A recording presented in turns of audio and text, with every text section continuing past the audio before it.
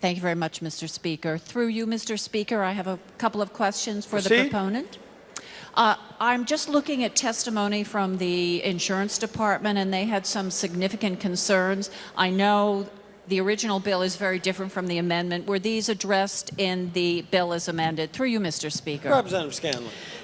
Through you, Mr. Speaker, I believe they were, and I believe we made a good faith effort to work with the Commissioner and her amazing team that we have the chance to work with all the time on the Insurance Committee to get this in a place that she personally was more comfortable with and that subsequent commissioners, I believe, would be comfortable with. Through you, Mr. Speaker. Representative Cheeseman. Thank you. There seem to be real concerns with regard to their interaction with the pharmacy benefit managers and that they do not directly oversee them.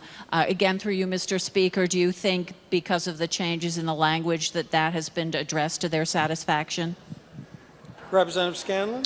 Through you, Mr. Speaker, I believe that their main concern, it's been a while since I read the testimony, a few months, but I believe the main concern was that they didn't want to be sifting through information that they were not comfortable with. What we did is just simply give them information, basic information in an aggregated form, and I believe that we've satisfied their concerns. Through you, Mr. Speaker. Representative Cheeseman. Thank you. And through you again, Mr. Speaker, there was also some concern that the department might not have the necessary expertise on staff to perform these functions, and obviously acquiring additional staff does have a fiscal impact. So through you, Mr. Speaker, does the department now feel that was adequately addressed?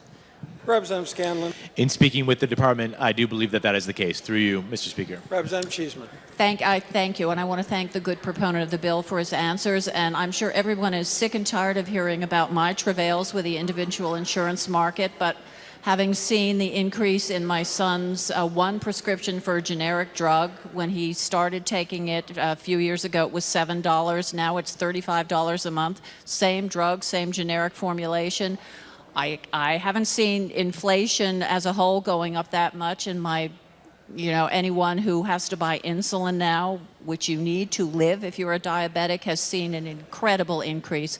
So I would look forward to anything that would help make this process more transparent, would give people a way to know what was happening and getting to the bottom of this. We all rely on the wonders of the pharmaceutical industry. There are people alive today, whether it's insulin, whether it's these wonderful biologics who would have been dead many years ago. On the other hand, sometimes the financial burden, even for these basic life-saving drugs, becomes unsupportable. So I want to applaud the committee for their work on this. I look forward to the outcome of this, and thank you very much, Mr. Speaker.